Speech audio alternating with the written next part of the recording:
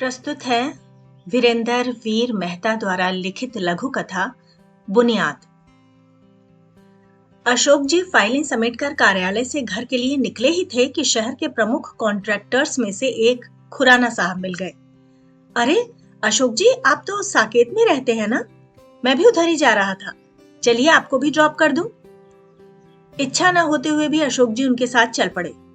खुराना जी की कार साकेत की ओर दौड़ पड़ी।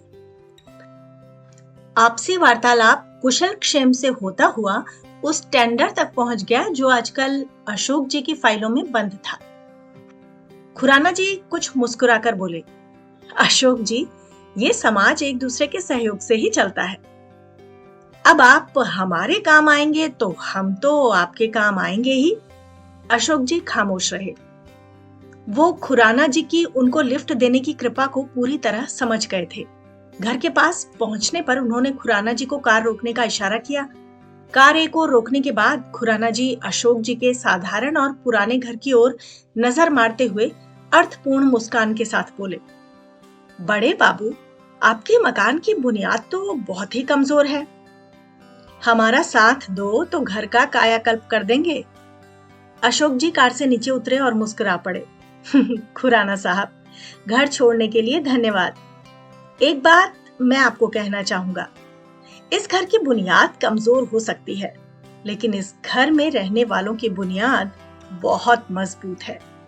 उसे हिलाने की कोशिश करना व्यर्थ है। अपनी बात पूरी करते हुए अशोक जी घर की ओर मुड़ चुके थे।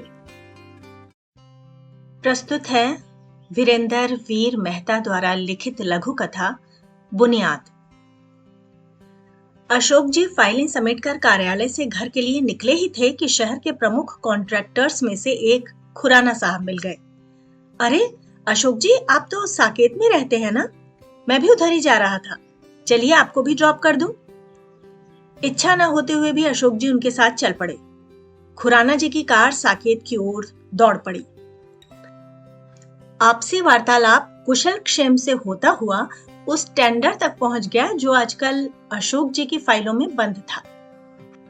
खुराना जी कुछ मुस्कुराकर बोले, अशोक जी, ये समाज एक दूसरे के सहयोग से ही चलता है। अब आप हमारे काम आएंगे तो हम तो आपके काम आएंगे ही। अशोक जी खामोश रहे। वो खुराना जी की उनको लिफ्ट देने की कृपा को पूरी तरह समझ गए थे। घर के पास पहुंचने पर उन्होंने खुराना जी को कार रोकने का इशारा किया। कार एक ओर रोकने के बाद खुराना जी अशोक जी के साधारण और पुराने घर की ओर नजर मारते हुए अर्थपूर्ण मुस्कान